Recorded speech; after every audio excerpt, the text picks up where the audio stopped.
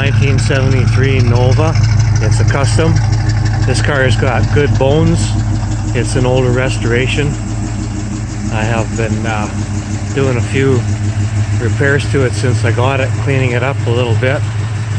Yeah, it still needs some more repairs. The oil leaking from the engine, and it's got a little popping miss backfire to take care of. Carb probably needs to be cleaned out, but overall this is a real nice little car to invest some time and money into and make really great again. I'll show you the interior. You can hear that little popping backfire.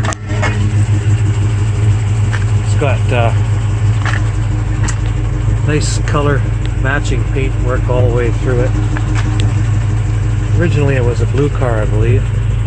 New carpet, new upholstery, new headliner,